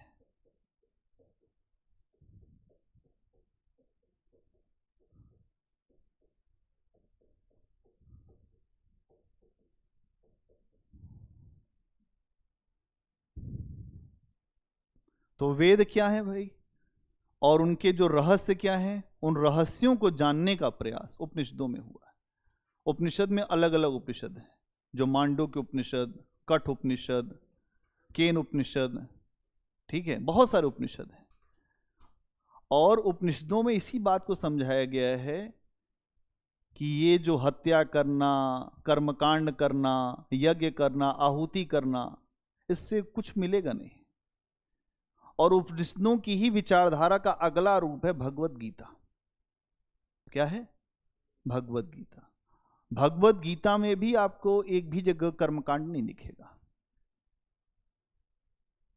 अक्सर आपने जो कहानियां सुनी होंगी अपने घरों में कि सत्यनारायण भगवान की कथा में अचानक ये हो गया कि वो लड़की यहाँ गई, फिर वहाँ से ये हो गया, वहाँ से ये हो गया, आंधी तूफान आया, फिर तूफान में उस लड़की के साथ ऐसा हो गया, वैसा तमाम चमत्कार से ईश्वर को जो सिद्ध किया गया है कि हमें पूजा इसलिए करनी चाहिए कि ईश्वर हमारे साथ जो चमत्कार कर देगा, और फिर हम लोग चमत्कार को नमस्कार कर देंगे। तो यही तो करते हैं। लेकिन वास्तव में जो भक्ति है, वो भक्ति किससे निकलती है? प्रेम से। और जब कोई किसी से प्रेम करता है तो कुछ भी पाने की इच्छा नहीं करता, हर चीज छोड़नी पड़ती है आपको। इसीलिए आगे चल के जब मैं आपको जो भक्ति आंदोलन बताऊंगा तो वहां आपको यह समझ में आएगा कि हर प्रकार की रूढ़ियों से जो बाहर निकलेगा वही भक्त होगा। जाति पाति पूछे ना कोई, हरि को भजे सो हरि का होई। जाति हमारी कोई मतलब नहीं है। अगर इसी से होता तो जो उच्च जाति के लोग हैं केवल ईश्वर उन्हीं का होता, या जो एक धर्म के लोग हैं ईश्वर उन्हीं का होता। ईश्वर सबका है, और ईश्वर को जो लेकर जो विचार हैं, उन्हीं विचारों का सबसे उच्चतम रूप है उपनिषद। उपनिषद में पूरा दर्शन दिया गया है ईश्वर के बारे में। आत्मा क्या है, ब्रह्म क्या है, हमें क्यों आत्मा की तरफ आगे बढ़ना चाहिए, क्यों कर्मकांड की निंदा करनी चाहिए, इस सारे प्रश्नों का जवाब यहां पर उपनिषदों में ढूंढा गया है। तो इसी समय उपनिषद की विचारधारा को लेकर आगे चलकर भगवान बुद्ध भी आएंगे, क्योंकि वो उपनिषद की ही विचारधारा मानेंगे। इसीलिए उन्होंने कर्मकांड का विरोध किया। और जब कर्मकांड का विरोध किया तो ब्राह्मणों ने कहा कि उनको कुछ नहीं पता, वो नास्तिक व्यक्ति है। इस दुनिया में सबसे बड़े आस्तिक बुद्ध हैं, उनको नास्तिक बना दिया ब्राह्मणों ने। जो अच्छा बोलेगा उसको नास्तिक बना देंगे। और बाद में आप देखेंगे कि उनकी ही व्यवस्थाओं को लोगों ने माना। तो बुद्ध ने जो नियम दिया, आज भी आप देखते हैं कि बहुत सारे लोग जो बुद्ध को भगवान मानते हैं। क्यों मानते हैं? क्योंकि बुद्ध एक मानव के रूप में जन्मे, लेकिन बुद्ध ने जातीय असमानता, अधिकारों को लेकर जो लोगों के साथ भेदभाव हो रहा था, उस भेदभाव को समाप्त करने की बात की। एक संत होने के बाद वो खुद क्षत्रिय थे, उच्च कुल के थे, लेकिन उन्होंने कभी इसका वो नहीं किया। महान व्यक्ति वो होता है कि जो उच्च कुल में हो या छोटे कुल में, उससे कुछ लेना देना नहीं, वो इंसानियत को समझता हो, मानवता को समझता हो। तब जाकर महानता की बात है, अन्यथा महानता की कोई बात नहीं। तो स्रोत समझ में आ गए आप लोग को? आगे स्रोत समझ में। निवास स्थान पे आ जाओ। इसमें अच्छा थोड़ा सा कुछ लिखना चाहते हो? थोड़ा लिख लो, चलो। उत्तर वैदिक काल के स्रोत कुछ लिख लो, लिख लो। इस काल की जानकारी के लिए, इस काल की जानकारी के लिए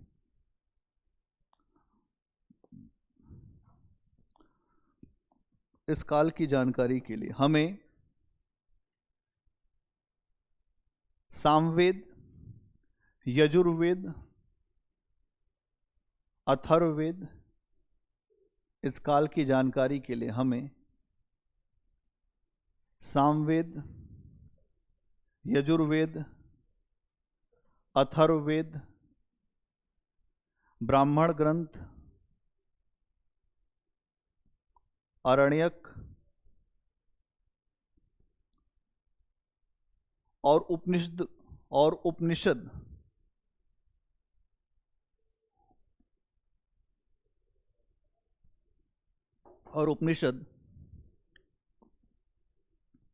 मिलते हैं।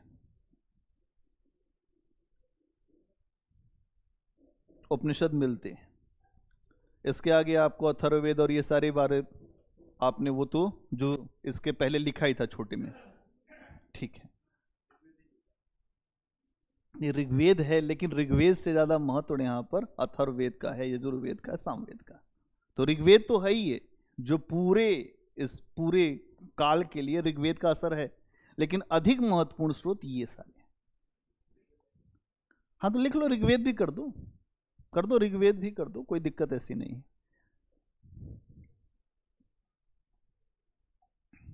ठीक है।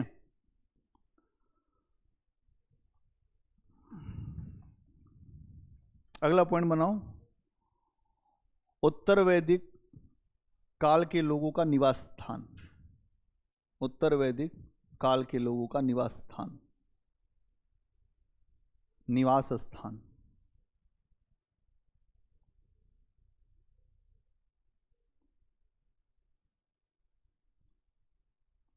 पहले ये बताओ कि पूर्व वैदिक काल के लोग कहां तक पहुंचे थे? अगर आप देखेंगे तो पूर्व वैदिक काल के लोग जो हैं अफगानिस्तान, जो वर्तमान में अफगानिस्तान है, पाकिस्तान और जो पंजाब हरियाणा के कुछ कुछ प्रदेशों तक ही आ पाए थे।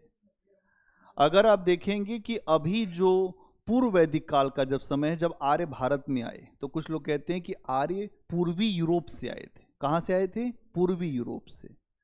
तो पूर्वी यूरोप से जब आर्य आए तो अफगानिस्तान, मतलब अगर हम लोग जो मैप बनाएं तो ये इलाका अफगानिस्तान, पाकिस्तान, इसके अलावा पंजाब, हरियाणा, ठीक है इधर ही कर दो राजस्थान। लेकिन ये जो पूर्व वैदिक काल में है, इसमें अभी आर्य जो बाहरी हिस्से में थे,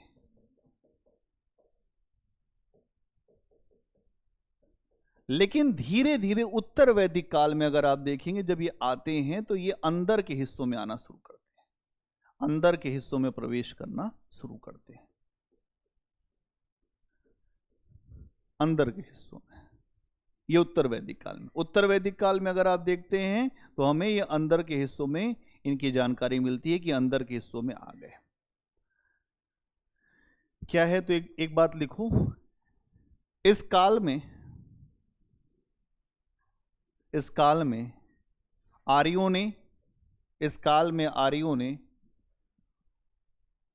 पूरब की ओर विस्तार किया।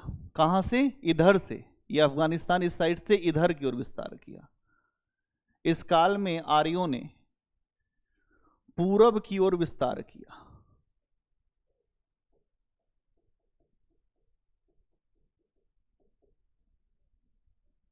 पूरब की ओर विस्तार किया और वे भारत के आंतरिक हिस्सों में जाने लगे। वे भारत के आंतरिक हिस्सों में जाने लगे।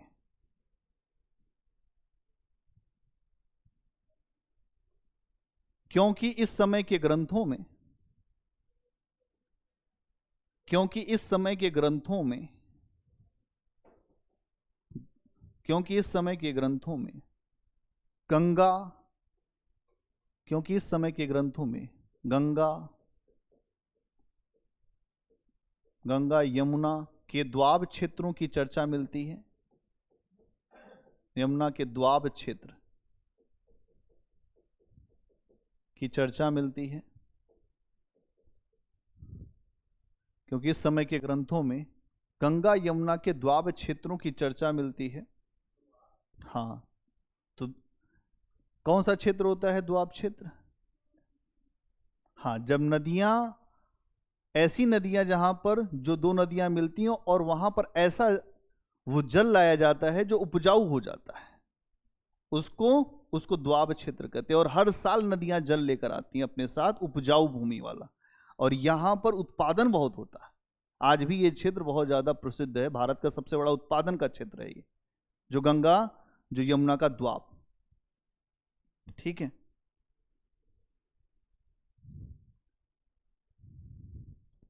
इसके अलावा इस समय अगर आप देखेंगे तो कौशल प्रदेश की भी चर्चा मिलती है इस समय के ग्रंथों में। कौशल प्रदेश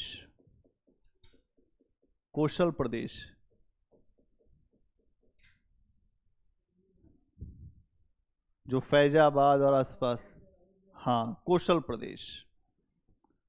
इसके अलावा जो विदेह क्षेत्र, जहां की वो सीता जी थी, विदेह क्षेत्र, तो यहां के राजा थे जनक, विदेह क्षेत्र।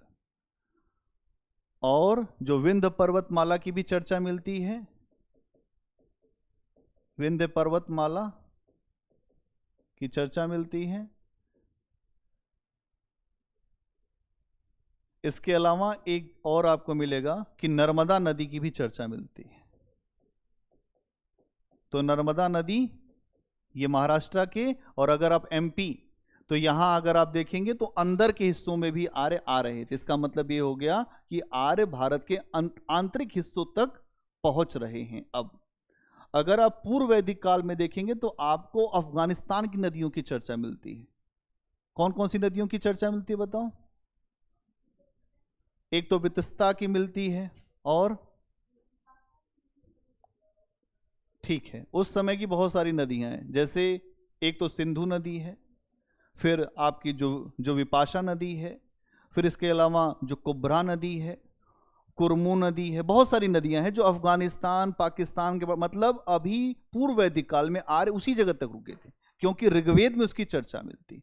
उत्तर वैदिक काल में ये चर्चा मिल रही कि ये सारे इलाके भी आर्यों ने कवर कर लिए। आर्य अब आ चुके हैं अंदर के हिस्सों में, इसकी पूरी सूचना इस समय हमें मिल रही है। और धीरे धीरे जब आर्य आएंगे तो यही क्षेत्र अलग अलग हिस्सों में फिर उठेंगे और फिर राज्य बनेगा। फिर उसके बाद की जो जो व्यवस्थाएं बदलेंगी फिर उस पर चर्चा करेंगे। ठीक है, इतनी बात समझ में आ गई कि आर्य आए कहां से, कैसे, क्या हुआ।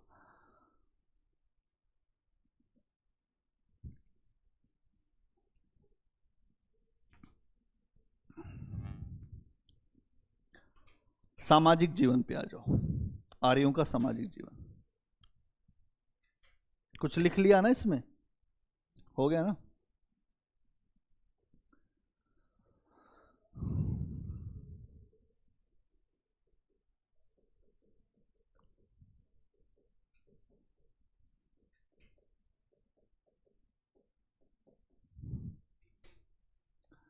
आर्यों का सामाजिक जीवन उत्तर वैदिक काल में क्या रहा?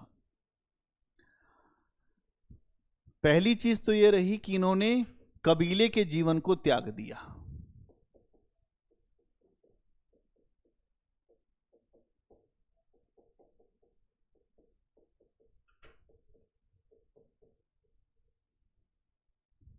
कबीले के जीवन को त्याग दिया। कबीला मतलब क्या था? पहले के जो थे कबीले, वो एक स्थान से दूसरे स्थान तक कभी यहाँ रहते थे, कभी यहाँ रहते थे। आपने खूब देखा होगा, जो बंजारे चलते थे, फिर एक स्थान पे रहे, अपना पड़ाव डाला, कुछ दिन वहाँ रहे, फिर वहाँ पे नाच गाना किया, फिर आगे बढ़ गए, फिर आगे बढ़ गए, फिर आगे बढ़ गए। तो अभी क्या था पहले के काल में कि लोग एक स्थान पे इस जगह नहीं रुक रहे, वो आगे बढ़ते थे, आगे बढ़ते थे। लेकिन अब इस समय में कबीले के जीवन को त्याग दिया, और अब इसका मतलब ये होगा कि वो स्थायी जीवन की तरफ बढ़ने लगे, स्थायी जीवन की तरफ, स्थायी जीवन की ओर बढ़े, स्थायी जीवन की ओर बढ़े। और जब स्थायी जीवन की बात होगी तभी संघर्ष भी शुरू होगा। जब लोग एक साथ रहना शुरू करते हैं घर में, तब उसके बाद बर्तन खनकते हैं, उसके पहले नहीं खनकते। पहले सबको अच्छे लगते हैं, लेकिन बाद में जब एक साथ रहना शुरू करते हैं तो एक मारता है, और फिर उसके बाद जो दूसरा है वो भी कुछ ना कुछ करता ही है। तो स्थायी जीवन से ही बहुत सारी चीजें खड़ी होंगी। फिर स्थायी जीवन से आगे चल के आप देखेंगे कि वो अब यहीं से जमीन का महत्व बढ़ेगा। जब तक एक व्यक्ति यहां से यहां, यहां से यहां जा रहा है, तो उस समय वो जमीन का महत्व नहीं होगा, जमीन का महत्व नहीं होगा। लेकिन जब वो एक जगह जब वो रुक जाएगा, तो उसको ये पता चलेगा कि हमारे जमीन की कुछ कीमत है, हमको इतने में घर बनाना है, इतना बड़ा घर बनाना है। तो जमीन का महत्व आपको दिखाई देगा इस समय, ठीक है। इसके अलावा समाज में संपत्ति की अवधारणा दिखाई देगी यहीं से, कि समाज अब जो संपत्ति की बात करेगा।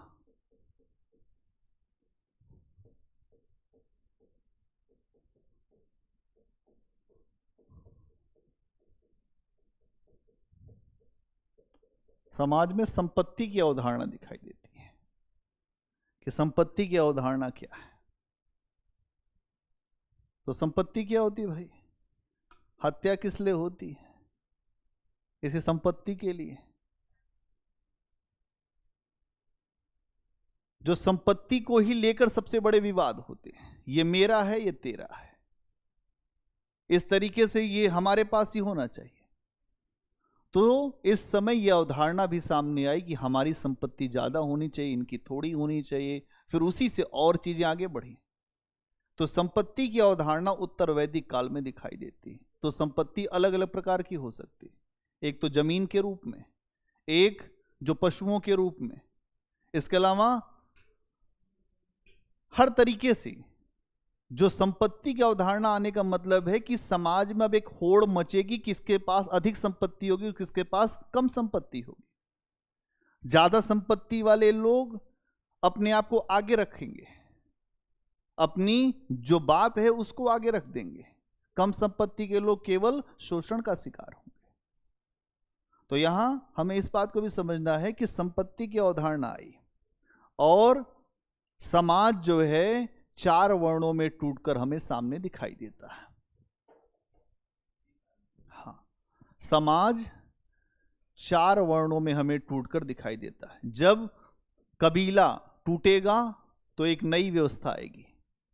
कबीला टूट गया तो समाज में 4 वर्ण, पुरोहित, क्षत्रिय, वैश्य और शूद्र। पुरोहित, क्षत्रिय, वैश्य और शूद्र, 4 वर्ण। तो पुरोहित के लिए एक शब्द आता है जिसको कहते हैं ब्राह्मण, ब्राह्मण या पुरोहित। क्या कहते हैं? ब्राह्मण या पुरोहित। क्षत्रिय के लिए यहां पर राजन्य शब्द आता है, राजन्य, राजन्य या राजा। और जो वैश्य है उसके लिए व्यापारी। और यहां पर जो शूद्र हैं उसके लिए एक शब्द आता है वार्ता। क्या शब्द आता है? वार्ता। हाँ, ये जो शूद्र है इनके लिए एक शब्द आता है वार्ता। तो वार्ता का मतलब क्या हुआ, इसमें किसान, शिल्पी और पशुपालन करने वाले ये सब शामिल थे। हाँ, किसान भी हैं, फिर जो शिल्पी भी हैं जो अलग अलग छोटी छोटी वस्तुएं बनाते हैं, और पशुपालन करने वाले लोग। तो ये लोग समाज में सबसे निचले पायदान पर है, समाज में सबसे निचले पायदान पर है।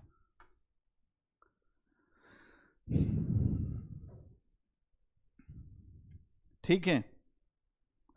अब ये जो ऊपर के वर्ण हैं 3, इनके लिए इनको कहा गया है द्विज। क्या कहा गया साहब? द्विज का मतलब जिसका 2 बार जन्म होता हो, 2 बार जन्म लेने वाले। इसका मतलब क्या है कि इनका होता था जनेऊ संस्कार।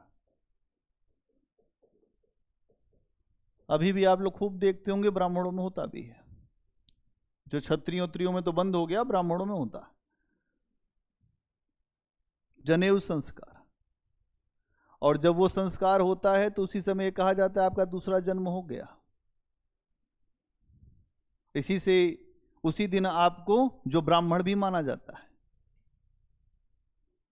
तो जनेऊ संस्कार। लेकिन इसमें बड़ी समस्या, अगर कोई ब्राह्मण महिला है तो उसका जनेऊ संस्कार नहीं होगा। अगर कोई महिला ब्राह्मण है या क्षत्रिय है उसका नहीं होगा। इसका मतलब कि समाज में जो महिला है वो चाहे जिस वर्ग में हो, ब्राह्मण हो, क्षत्रिय हो, वैश्य हो, उसका कोई स्थान ही नहीं है, उसका कोई स्थान ही नहीं दिखेगा तुम्हें। इसीलिए कुछ विद्वान कहते हैं कि महिलाओं की कोई जाति नहीं। अब इसका मतलब यही है ना कि समाज ने ही ये व्यवस्था बना रखी है, इसीलिए बाद में चल के महिलाओं ने संघर्ष भी किया। संघर्ष के पीछे का कारण भी यही है। तो जितनी खराब स्थिति जो शूद्रों की है, उतनी खराब स्थिति वो महिलाओं की भी है। अधिकतर लड़ाइयां, जो संघर्ष, वो भी इनके पीछे हुए। तो यहां पर भी ये चीज आपको दिख रही है कि जो ब्राह्मण हैं, क्षत्रिय हैं, वैश्य हैं, उनको कहा गया द्विज। और इन तीनों को उपनयन संस्कार का अधिकार दिया गया। उपनयन मतलब एक तो उपनयन संस्कार का मतलब यह होता है कि जो मुंडन होता है और फिर मुंडन करके जो जनेऊ वनेऊ संस्कार होता है उसी को उपनयन संस्कार का अधिकार।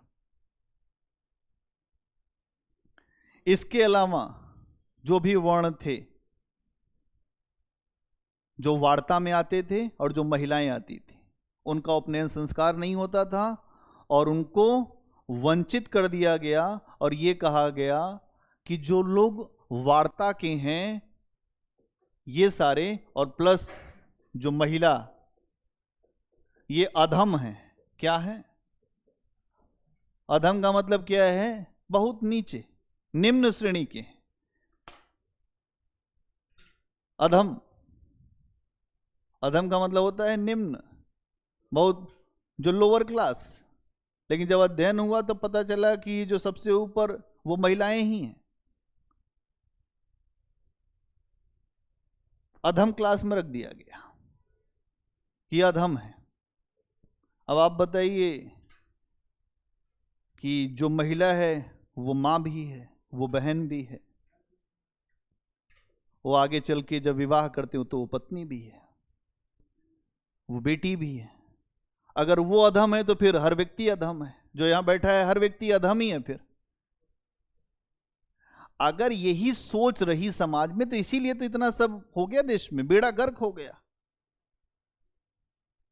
सोच को बदलना है। सोच का बदलाव होता है जब हम स्थितियों को समझते हैं, और जब नहीं समझते तो हमेशा दिक्कत में रहते हैं। तो यहां आप देखेंगे ये अधम वाली बात आई। लेकिन अभी समाज में अस्पृश्यता नहीं आई।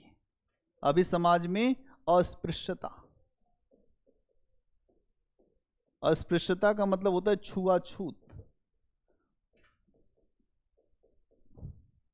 क्या मतलब होता है? छुआछूत। भारत के संविधान ने छुआछूत को सख्त रूप से हटा दिया है कि अगर कोई व्यक्ति छुआछूत करते हुए पाया जाता है तो उसको दंड मिलेगा, कारावास भी हो सकती। छुआछूत क्या होता है? लोग कहते हैं हमको छुओ मत, पाप लग जाता है। लेकिन अब पता नहीं कैसे लोगों का पाप लगता है, अब ये नहीं समझ में आता हमें। तो ब्राह्मण चलते हैं तो वहां पे पहले कि हटाओ सबको। पहले के ब्राह्मण पर्दे में चलते थे, वो किसी को देखते ही नहीं थे, वो सीधे गए, फिर उसके बाद जो पर्दा खुलता तो फिर वैसे निकल जाते थे। उनके चलने से पहले वो सड़कें साफ होती थी। बड़ी खतरनाक व्यवस्था इस देश में रही है। फिर धीरे धीरे आप इस व्यवस्था से इसलिए निकल पाए कि आपके पास बड़े महान लोग निकल के आए। बुद्ध ने इस पूरी व्यवस्था को चैलेंज कर दिया, कहा ये पूरी ब्राह्मणवादी व्यवस्था पोंगा पंडी वाली व्यवस्था है, कुछ होगा नहीं इससे। कहे कि हमसे आके तुम चर्चा करो, हम बताते तुम्हें कि है क्या धर्म। तो बुद्ध अपने समय के सबसे बड़े समाज सुधारक हुए, फिर वो धर्म सुधारक भी हुए। और आज भी जब भी ये सारी व्यवस्थाएं आती तो कुछ लोग आते हैं जो अपनी बात रखते हैं, तो उस समय भी यही बात रखी गई थी। तो आज के लिए इतना ही रहने दो, कल इसके आगे चर्चा करेंगे जो महिलाओं की स्थिति पर, इस समय कि महिलाओं की स्थिति क्या थी।